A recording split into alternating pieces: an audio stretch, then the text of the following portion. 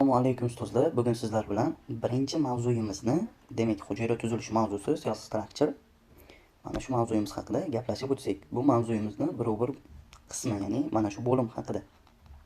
Hujayra tadqiqotlarida, ya'ni o'rganishda mikroskop. The microscope in cell studies.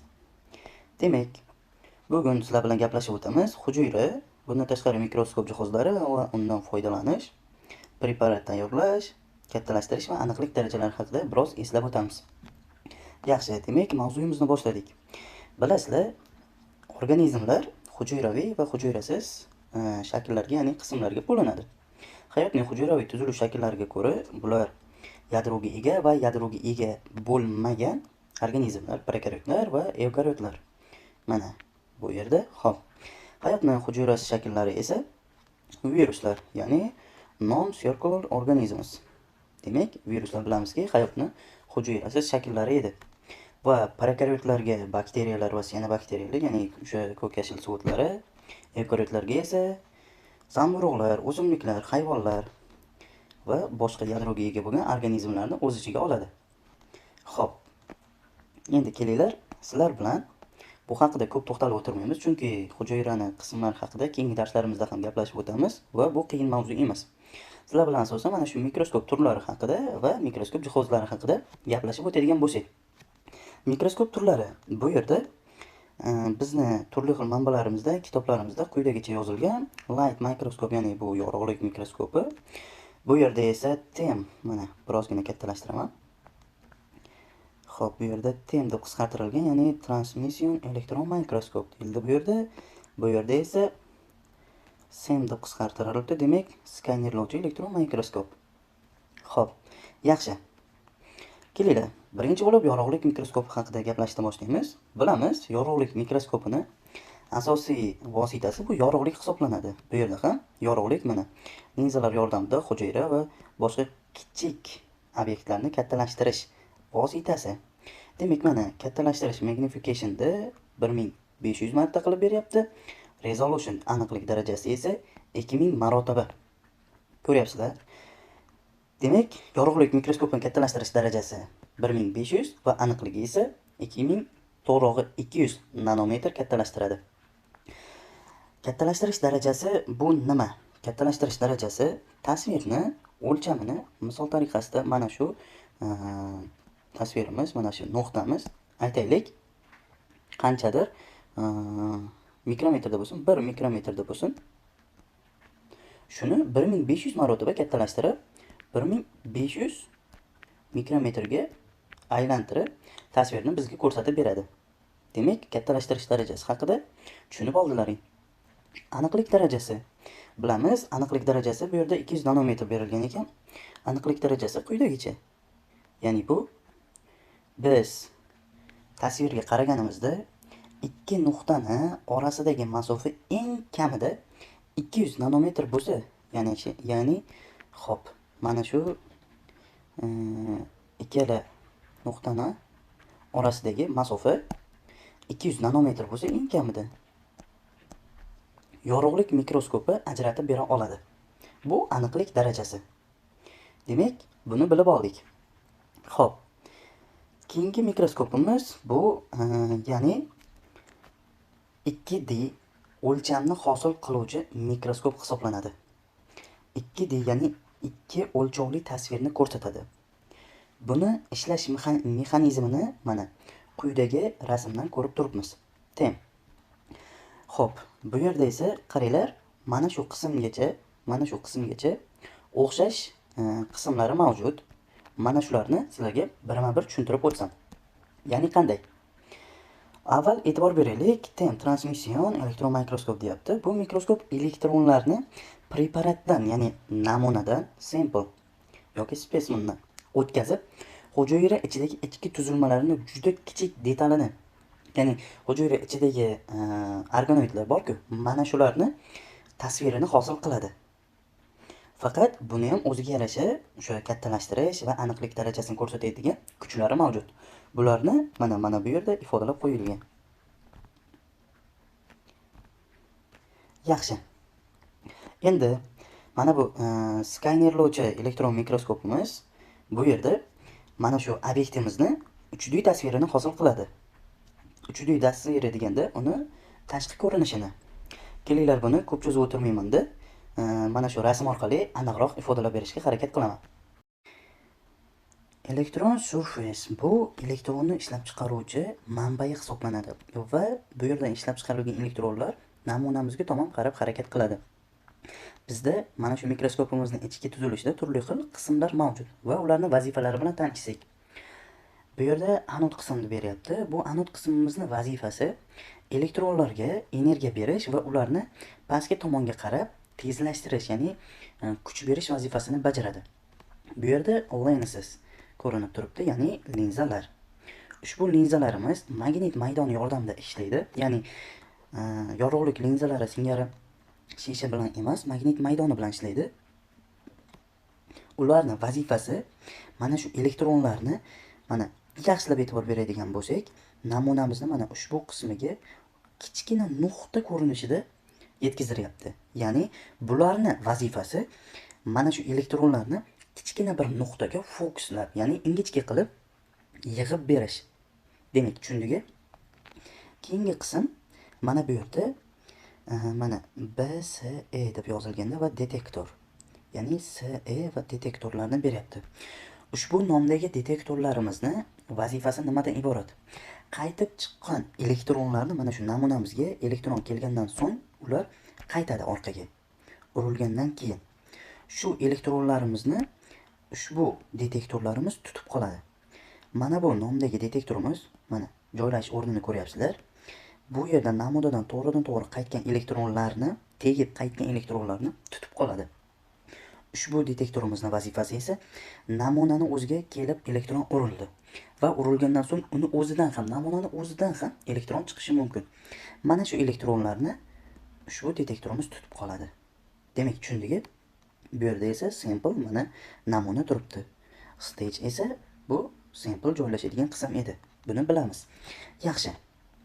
Endi SEM, ya'ni nomini uzun aytmadim, SEM qisqacha ushbu mikroskopimiz nimani hosil qildi? 3D tasvirni. 3D tasvir nima?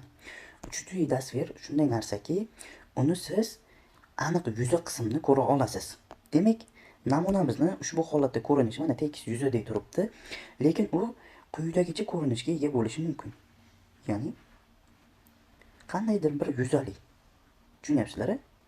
Mana shu har xil bir o'ydim chuqurlik hosil qilgan mana shunday yuzani u aniq qilib ajratib bera oladi. 3D tasvir faqat yuza qismini ajratadi. Elektronlar kelib mana shu yuzaga tegib, undan so'ng qaytadi. Tushunyapmiz? Yaxshi, bu yerdan elektronlar o'tishi mumkin emas. O'tsa ham juda ham kam miqdorda o'tadi. Katta 99-98% miqdorda elektronlar qaytadi bu yerda. Xo'p, endilikda yaxshilab e'tibor beradigan qismimiz, yaxshilab ko'rsak, bu yerda namunamizni faqat o'rtasidagi kichik bir nuqtada mana bu yerda mana elektron tushyapti. Bu elektron juda ham kichik nuqtaga tushgan sababli butun yuzani bunday qilib skanerlab chiqa olmaydi. To'g'rimi? Shuning uchun stage yordamida tasvirni hamma qismi, mana shu namunaning hamma qismini o'zgartirib aylantirib, kichik o'sha nuqtalarni birlashtirib, butun boshli mana shunday tasvir hosil qilinadi. Demak, tushundingmi bu qismga? 3D tasvir namunani yuzi qismini, ya'ni shaklini ko'rsatib beradi. Bu narsa tushunarli. Mana bu detektorlar yordamida ushbu narsani hosil qilishimiz mumkin bo'ladi.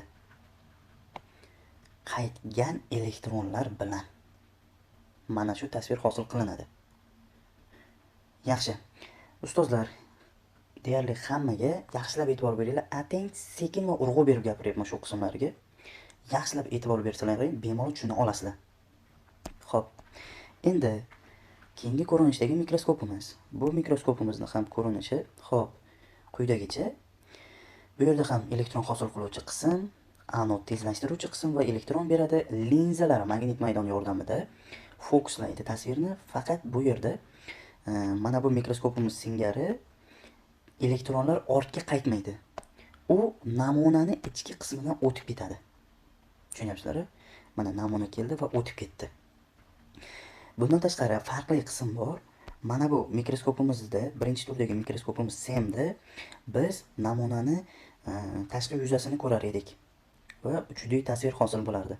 Bu yerda esa ichki yuzasida nima joylashganligini ko'ramiz. Ya'ni uni elektronlar ichki qismidan o'tib ketadi. Chunki bundan tashqari bu yerda namuna qalin yoki yupqa bo'lishi ahamiyatga ega emas.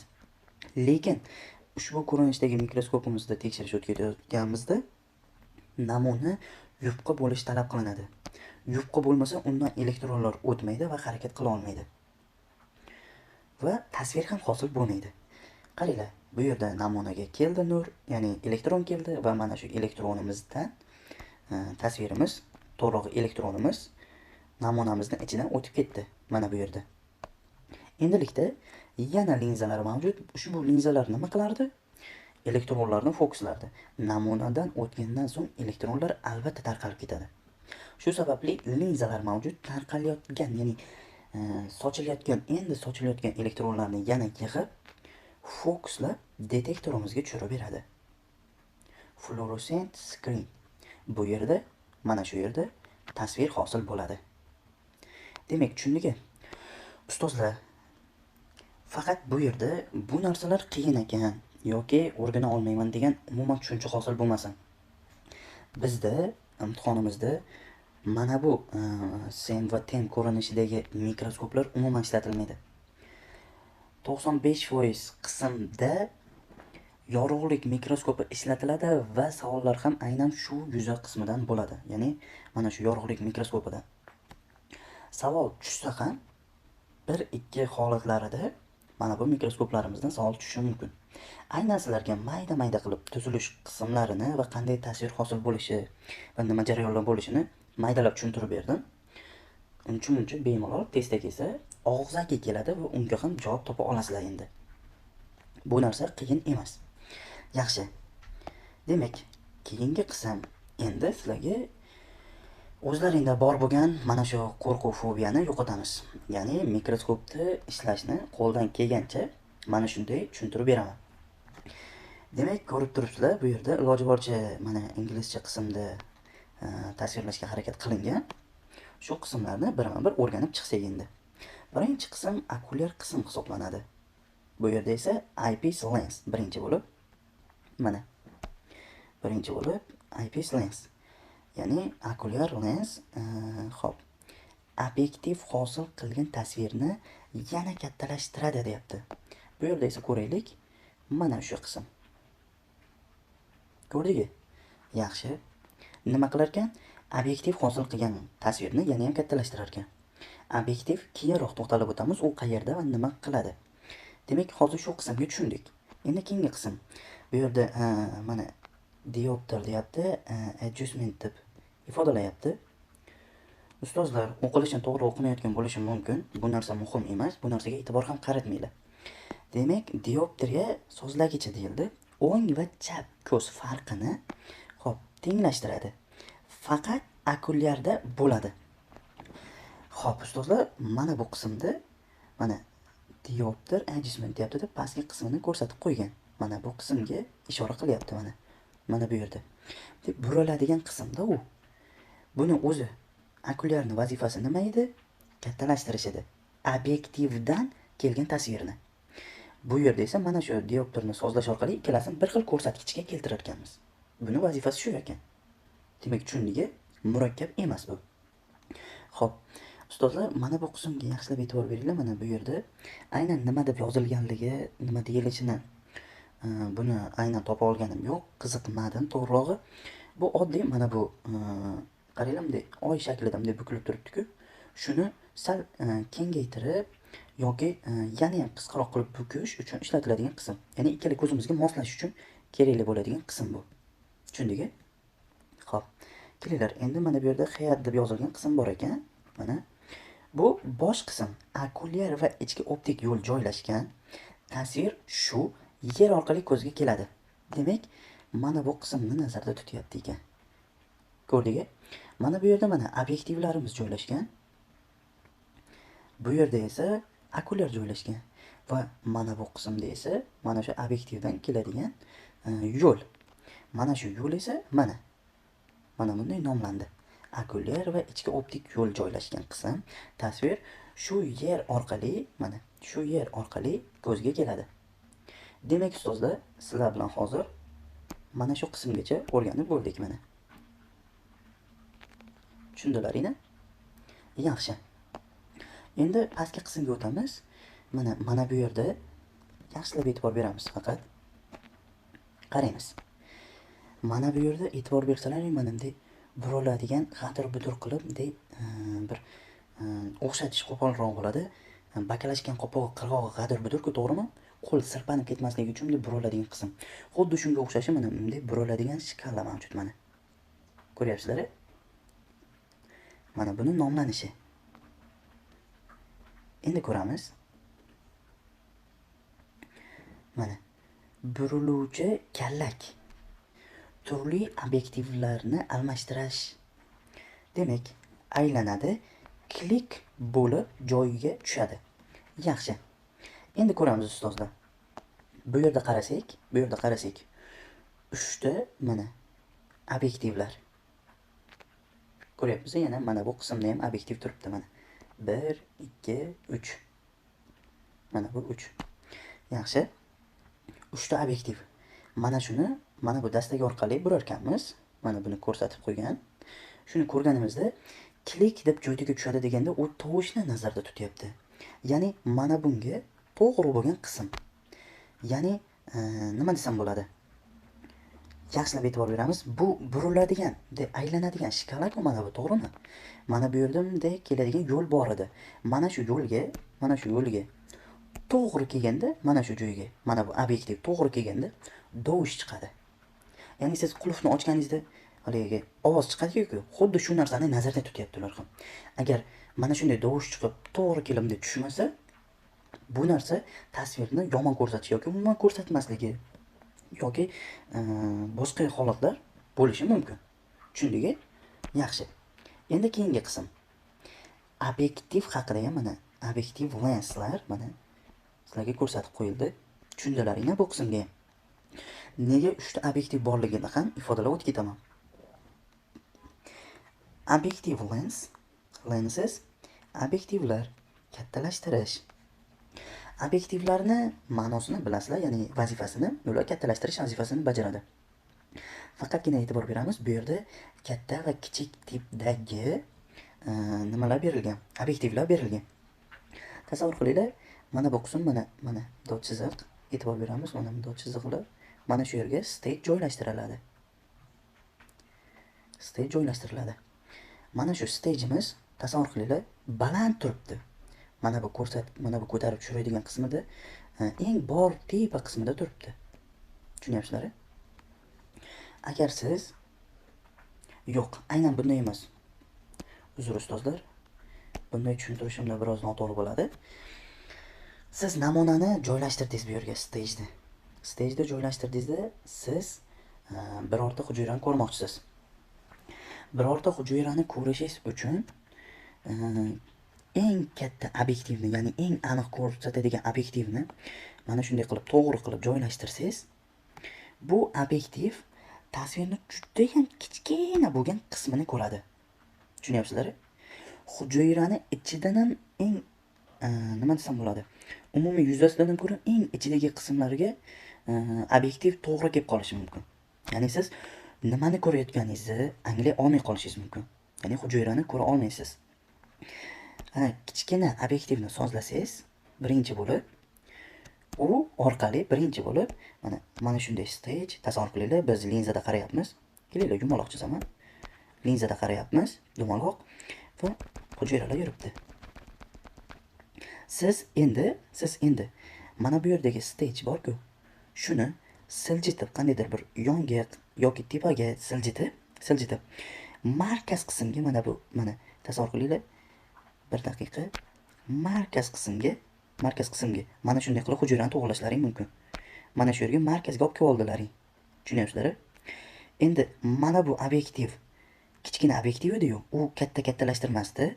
Shuning uchun ko'rish yuzasi keng, lekin hujayralar qandaydir bir holatda ko'zga tashlanadi. Qaysi hujayra qanday holatda turganini ko'rasizlar. Endi stage yordamida sizlar mana bu markazga olib kelib oldilaring bitta hujayrani. Endi katta to'rog'i kichkina ko'rsatadigan obyektivni o'rniga katta ko'rsatadigan obyektivni joylaysizlar. Mana buni burasizlar. Ko'ryapmiz? Mana buni burib, katta obyektivni sozlaymiz. Markazda hujayra bor edi. To'g'rimi? Katta obyektivni sozlasak, endi aynan o'sha hujayrani o'zini ko'rishimiz mumkin. Tushunyapsizlar? Xo'p, endi boyaga aytgan xato bu tushuntirishim degan narsani izohlab ketaman.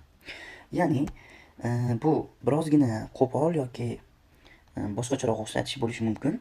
Aynan siz mana shu yuqori holatda turgan mana shu slayd joylashadigan qism, mana bu ko'rsatkichi yuqori holatda turibdi, ya'ni eng baland tepaga ko'tarilgan holatida turibdi deylik.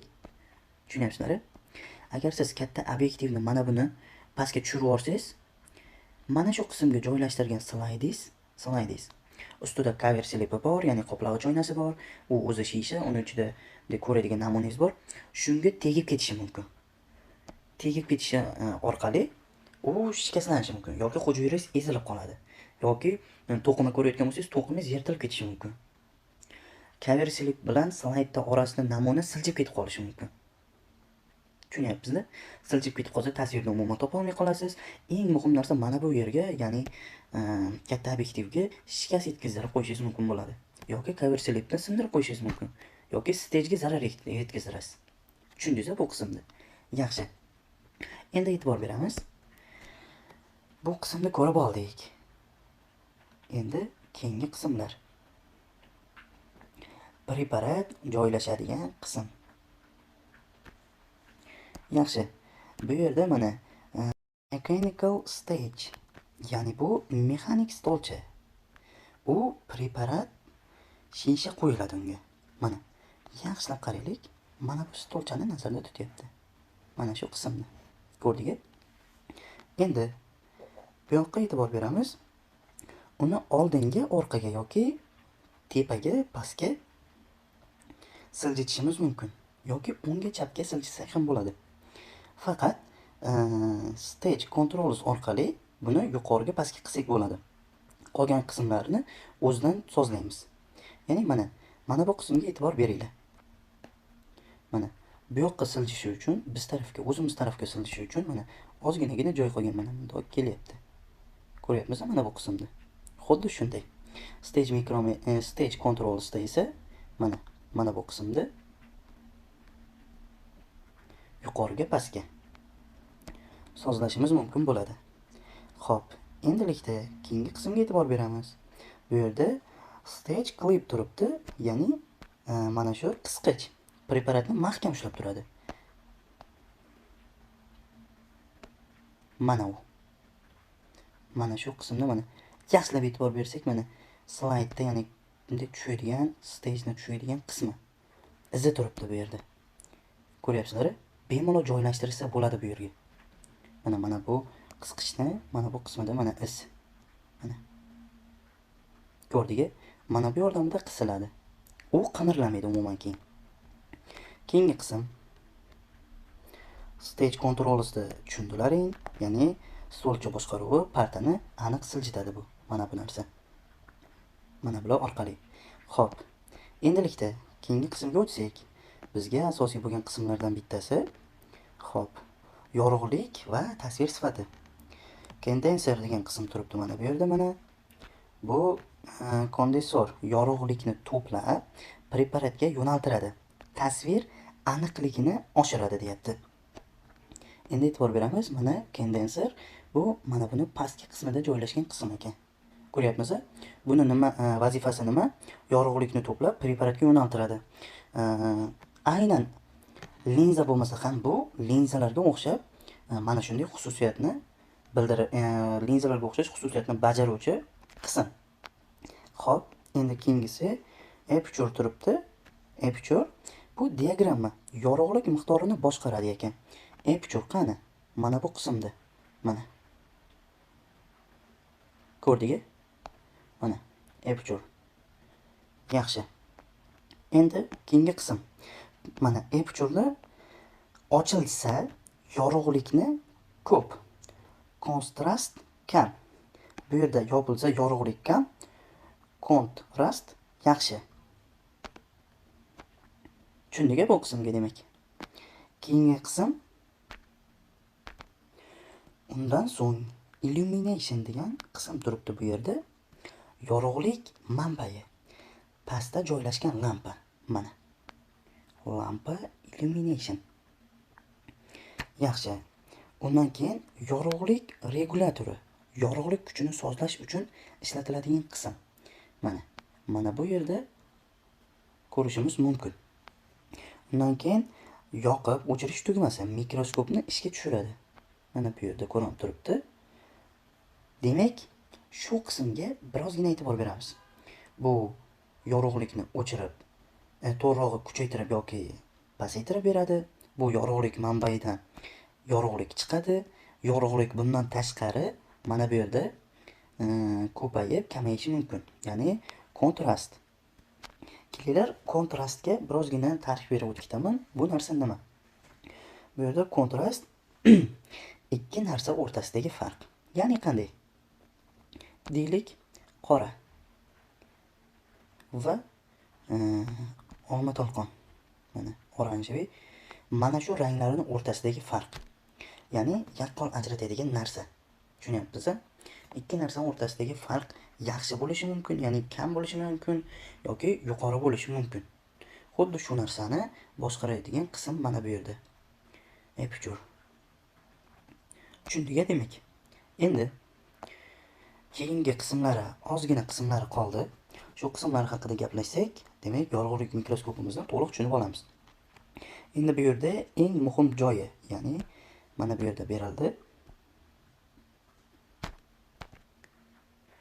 Chorus adjustments. Bu qo'pol fokus deb tarjima qilinadi. Ya'ni bu sozlagich. Ustozlar, boya birozgina shunda chalkashdim. Ya'ni kelinglar shu qismni to'g'rilab ketaman. Boya stage mikrometrini aytdimki, mana bu datchiklar. Shu datchiklar orqali mana bu joylashgan, namunamiz joylashgan qism harakatga keladi deyildi. Faqat buni yuqoridan pastga emas, faqatgina o'ngdan chapga va oldinga va orqaga siljitish mumkin. Mana bu stage controls.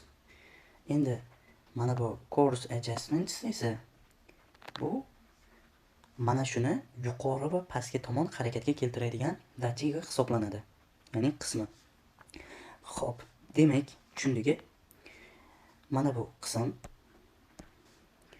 oldinga va orqaga yoki o'ngga yoki chapga siljitish mumkin. Stage controls. Buni yuqoriga va pastga chiqarish esa mana bu course adjustments orqali kechadi. Demak, tushundik shu qismga. Endi bu yoqqa o'tamiz. Keyingi qism faqat kattalashtirilishi 4x yoki 10x da ishlatiladi deyilyapti. Demak, bu yerda kichkina obyektivlarni qo'yganimizda mana shu course adjustments, ya'ni qo'pol yuqoriga ko'tarib chiqarish moslamasini qimirlatishimiz kerak ekan. Ya'ni nega? Agar buni qimirlatganimizda katta obyektiv bo'lsa, boya aytib o'tganimdek, ushbu obyektivimizni qismiga shikast yetkazib qo'yishimiz mumkin. Yoki mana bu yerda turgan namunamizni shikastlab qo'yishimiz mumkin bo'ladi. Tushundingmi? Yaxshilab e'tibor beringlar. Course adjustments da joylashgan qismi mana tashqi yuzasi. Buni ichki yuzasidagi mana bu qismda esa fine adjustments turibdi. Fine adjustments bu nozik fokus, ya'ni u kichikroq qismda, ya'ni tipda siljitadi. Tasvirni aniq qilib beradi. 40 yoki 100 marta kattalashtirishda faqat shu ishlatiladi. Ya'ni nima? Kelinglar. Buni aytdikki, tez va katta tezlikda yuqoriga va pastga chiqarib tushiradi. Siz katta obyektivni qo'ygansiz va mana bu yordamida agar mana bu namunamiz joylashgan qism pastroqda joylashgan bo'lsa, ozgina ko'tarib olishingiz mumkin. Va ma'lum miqdorga yetgandan so'ng mana bu fine adjustmentsdan foydalanib eng optimal qismga joylashtirib olasiz. Chunki u sekin va nozik harakatlar bilan yuqoriga ko'taradi. Stage controllers yordamida esa buni aniq obyektiv bilan mana bu namunamizni o'rta qismiga, to'g'ri keladigan qismiga joylashtirib, o'rnashtirsangiz bo'ladi. Tushunyapsiz? Stage micrometer oldinga, orqaga, o'ngga, chapga, fine adjustments bilan coarse adjustments esa yuqoridan pastga. Bittasi tez va qo'pol va ikkinchisi sekin va nozik. Tushunyapsizlar? Mana bu qismlar. Mana buni yuqoriga va pastga harakat qilgizdiradi. Tushundingmi? Yaxshi. Endi bu yerda tashqi tuzilma arimda beryapti. U tutqich mikroskopni ko'tarishda ishlatiladi. Optik qismlarni tutib turadi. Ya'ni mana bu yerdagi mana tutqich qismini nazarda tutyapti. Mana bu qism. Mikroskopni boshqa joyga olib o'tish uchun, misol uchun stoldan stolga olib o'tmoqchi bo'lsangiz, mana shu narsadan foydalanasiz. Keyingisi base. Bu taglik. Mikroskopni barqaror ushlab turadi. Elektr qism shu yerda joylashgan. Yaxshi. Demak, eng oxirgi qism mana shu edi. Buni tushunib oldilaring. Xo'p, undan keyingi qismlarga to'xtalib o'tsak, magnification va resolution. Magnification bilamizki, bu obyektni ko'zga ko'rinadigan darajada kattalashtirib berish, ya'ni tarjimasi kattalashtirish darajasi edi. Endi resolution esa bu mikroskopni ikki juda yaqin obyektini, ya'ni ajratib bemalol ko'ra olish qobiliyati. Detalni aniq ko'radi. Mana bu yerda mana alohida ajratib qismlar orqali ifodalangan. Mana magnification zoom qilish yoki resolution focus qilish, ya'ni detalni aniq ko'radi.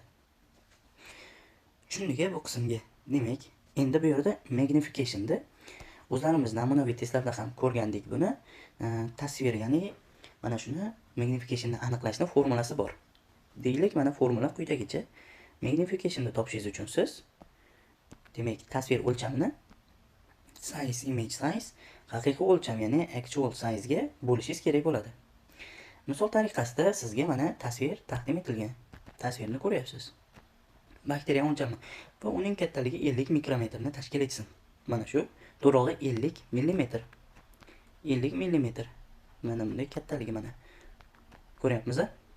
Endi shuni mana bu yerda haqiqiy obyekt o'lchami turibdi 0.5 mm da. Ko'ryapmiz? Xo'p, mana bu rasm elektron yoki yorug'lik mikroskopida olingan va mana shu rasmni siz, mana shu rasmni haqiqiy o'lchamini ham bergan ekan. Siz rasmni ko'rmasingizdan oldin slayd, ya'ni namunangiz 0.5 mm. Ko'rdingmi? 0.5 mm ekan. Dastlabki namuna. Mikroskopda ko'rmasingizdan oldin va mana bu tasvir hosil bo'lmasidan oldin. Tasvirni ko'rdik, mikroskopda kattalashtirib va o'lcham 50 mm ni tashkil etdi. Endi biz mikroskopda necha marta kattalashtirganimizni topishimiz uchun 50 mm ni dastlabki o'lchamiga bo'lsak, kelib chiqadi. Tasavvur qiling, mana 0.5 bo'lib qolgan. Uni kattalashtirganmiz 1 marta, 2 marta, ya'ni 100 marta kattalashtirganingizda va mana bu tasvir olingan. Va olingandan so'ng buni o'lchami o'lchansa 50 mm bo'lgan. Demak, kattalashtirish darajasi 100 mm. To'rog'i uni birligi yo'q, 100. Ko'rdingmi demak?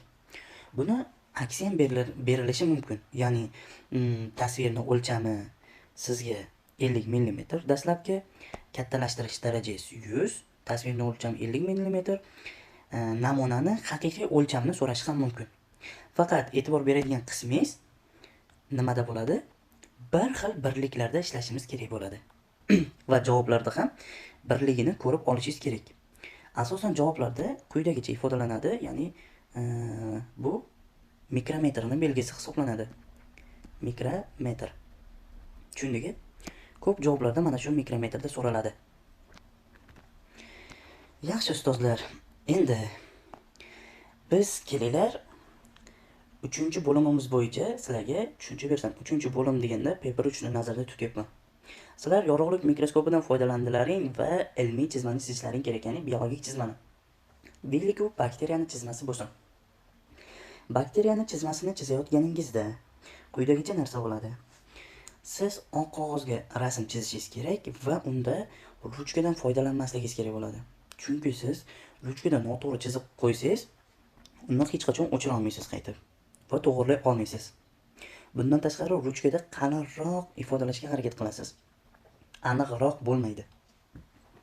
Bundan tashqari o'chmaydi. Xatoingizni tuzata olmaysiz.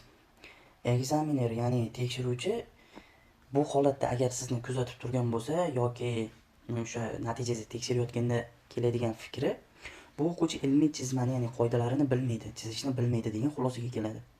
Bu orqali sizni chizmangizni ko'rib, u sizdan ball olib tashlaydi, ya'ni sizni ballni yo'qotasiz u ballni. Ko'ryapsiz-a? Xo'p, biologik chizmalar asosan qalamda chizilishi tavsiya qilinadi. Chunki qalamni siz bemalol o'chira olasiz. Xato bo'lsa ham bemalol to'g'rilay olish imkoniyatingiz bor. Bundan tashqari biz yechib chiqqan, ko'rib chiqqan testlarimiz mavjud. Mana shu testlarda ham kelgan qism bor. Bu soya, ya'ni shading. To'g'rimi? Ko'pchiliklaringning eslaringga tushgan biologik chizmalarni o'sha chizayotganda soya berilmaydi. Chunki soya berish bu aniq narsani ifodalamaydi. Xo'p, lekin bizda qog'ozga ko'rgan va kuzatgan narsalarimizni chizish to'liq ballni taqdim etadi. Tasavvur qiling, siz chizma chizyapsiz. Chizma chizayotganingizda mana bitta dona chiziq emas, mana shuni ko'proq qilib yonida soyasi bilan ifodalasangiz, bu aniq narsa emas. Bu tekshiruvchiga ham siz haqingizda noto'g'ri fikrga kelishiga sabab bo'ladi agar soya bersangiz. Siz ballni yo'qotib qo'yasiz, chunki siz tasvirni aniq ko'rmagandek rasm chizgan bo'lasiz. Buni bitta dona chiziq orqali, iloji boricha aniq chiziqlar orqali ifodalashingiz kerak bo'ladi. Ekzaminer siz haqingizda o'ylaganda bu aniq tasvirni ko'ra olmagan, biologik chizmani chizishni bilmaydi, ifodalay olmaydi deb xulosaga keladi. Bu ballni yo'qotishingizga sabab bo'ladi. Umuman rang berishingiz ham nima desam bo'ladi? Tavsiya berilmaydi. To'g'rirog'i rang umuman berilmaydi chizma berilayotganda. Xo'p. Tavsiya faqat chiziq, ya'ni uzluksiz chiziq, ichki qismi esa bo'sh qoldirilishi kerak. Shu orqali chizmani yaxshiroq ifodalasangiz bo'ladi. Bundan tashqari uzilgan chiziq, ya'ni biz uzilgan chiziq deganda quyidagicha uzuq chiziqni nazarda tutyapmiz. Mana shu chiziqni bersa, ya'ni mana shu chiziq orqali siz rasmni ifodalasangiz, bunda ham siz umuman ballni yo'qotib qo'yasiz. Uzilgan chiziq nimani beradi? Bu shaklni tushunmaslikni yoki hujayra devor yoki membranani umuman yaxshi ko'rmayotganingizdan anglatadi. Tushunyapsiz? Asosan chizayotganingizda mana shu devor, hujayrani yoki membranasini alohida ajratayotganingizda aynan uzluksiz yopiq, bundan tashqari mana shunday chegaralar bilan aniq va to'liq qilib chizishingiz kerak bo'ladi. Shunda to'liq ballni qo'lga kiritasiz. Bundan tashqari bilasizlar, bizni chizmalarimizda umuman strelka, mana bu belgi ishlatilmaydi. Ishlatilsa bu ham noto'g'ri. Endi light microscope, ya'ni yorug'lik mikroskopida mitoxondriyalar ko'rinmaydi. Bundan tashqari ribosoma ham ko'rinmaydi ustozlar. Umuman eslaringdan chiqmasin. Chunki bular kichik tuzilishli organoidlar. Agar siz tasvirni chizyapsiz va siz rasmda ko'rgansiz mitoxondriyani qandaydir tuzilishlari yoki ribosomani qandaydir donador yoki nuqta ko'rinishdagi qismlarini, agar siz shuni chizib qo'ysangiz, tamom, siz chizmani noto'g'ri chizgan bo'lasiz. Chunki yorug'lik mikroskopi mana bu mitoxondriya va ribosomani ko'rishga qodir emas. Hozirgi zamondagi eng kuchlisi ham. Tushunyapmiz-a? Bu narsalarni chizib qo'ysangiz, tekshiruvchi sizni bu yoddan chizyapti ekan deydi-da, shunchaki sizdan to'g'rirog'i ballni olib tashlaydi. Ekzaminer nimani qidiradi? Ya'ni u chizmaga qarab shu narsani bilmoqchi bo'ladi. Birinchi bo'lib tasviringizdan siz chizganingizdan kimday strelka bilan, ya'ni qanday nuqta, bu yerda qandaydir bir strelka qilasizda, mitokondriya deb yozib yoki undagi ribosomani ifodalamoqchi bo'lsangiz, tamom, shu narsani ko'rdi u, qidirgandan so'ng ketdi, ballingiz olib tashlanadi. Bundan tashqari ortiqcha organoid bo'lsa, ya'ni mana shunga o'xshash emas, aynan shu organoidlar, soya bo'lsa, uzilgan chiziq bo'lsa, ball ketadi ustozlar. Eslaringdan chiqmasin. Mana shu narsalarni, hamma narsani yaxshilab yodlab qolinglar. Kelinglar umumiylashtirama. Soya berish, uzilgan chiziq chizish va yorug'lik mikroskopida tasvir ko'rilsa, to'g'rirog'i mana shu mikroskopda ko'rasizlar. Mitoxondriya bilan ribosomani ifodalamaysizlar, ya'ni chizmada. Bundan tashqari aniq ko'rgan narsalarni chizishlaring kerak. Hech qachon qo'shimcha organoid yoki boshqa narsani chizishingiz kerak emas. Tasavvur qiling, siz chizmada aniq hamma narsani mana chizmani chizdingizda aniq hamma narsani belgilashingiz shart emas. Ya'ni tasavvur qiling, mana dumaloq chizganim uchun aytaman, sharsimon bakteriya deylik. Sharsimon bakteriyada nima argonoidlar bo'lsa, hammasini qo'ldan kelgancha o'xshatishga harakat qilib chizib, boshqa qilib ifodalashingiz shart emas. Chunki mikroskopda aniq bo'lib ko'rinmasligi ham mumkin. Tabiiy jarayon yoki yo'l bilan. Agar siz shu narsani chizib qo'ysangiz, deylik, mitoxondriya yoki ribosomani yoki soya berib qo'ysangiz, ruchkada chizsangiz, uzilgan chiziq bilan chizsangiz, hujayra devori va membranani yaxshi ajratmasangiz, bal yo'qotasiz. Demak, bu narsalarni yaxshilab yodlab bilib olinglar. Va bundan tashqari strelka ishlatmaysizlar. Xo'p, ustozlar, yana bitta narsa bor. Hujayra devori va membrana degan narsa bor. Buni bilasizlar? Ikkalasini iloji boricha alohida ifodalashga, chiziqlar orqali ifodalashga harakat qilishlaring kerak. Hujayra devorini qalinroq chizasizlar, ya'ni mana bu tashqi tarafini. Tashqi taraf. Uni ichidagi organoidlar yoki boshqa membranali qismlarni membrana bilan o'ralganligini bitta chiziq bilan mana shunday ifodalaysiz. Qalin qilib qo'ymaysiz. Membrana bilan mana bu hujayra devori bitta chiziq bilan ifodalanmaydi. Membranadan tashqari mana bu hujayra devori qalinroq chiziladi. Birozgina, ko'p emas. Ko'rganda farq qilsa bo'ldi. Tushundilaringmi? Yaxshi. Bugungi darsligimiz faqat mana shu mikroskopda rasmlari, mikroskop bilan tanishish va shunga oid narsalar edi. E'tiborlaring uchun katta rahmat hammalaringga ustozlar. Sizlarga beriladigan vazifa shu bo'limimiz bo'yicha kitobdan turli xil lug'atlar va terminlarni tashlab beraman. Shularni yod olamiz va mana shu mavzuyimiz bo'yicha testlar bor. Ingliz tili tipidagi yodlagan lug'atlaringdan foydalanib, mana shu tiplarni yechasizlar va mustahkamlaysizlar shu orqali. Bundan tashqari ustozlar, mana bu mikroskopning qismlarini yaxshilab yodlab qo'yinglar. Aynan bu mikroskopni tuzilishidagi mikroskop berilmaydi ustozlar. Mana shunday tasavvur qilib olmanglar. Lekin mana shu narsalar bo'linishi aniq. Eslaringdan chiqazmanglar. Internetdan, boshqa YouTubedan yoki Googledan turli xil mikroskoplarni bir qator ko'zdan kechirib qo'yasizlar. Ya'ni mana shunga o'xshash tuzilishli narsalarni qidirib qarab qo'yinglar. Shuni ko'rasizlar, Xudo xohlasa laboratoriyaga kirganlaringda muammo bo'lmaydi. Hammaga rahmat.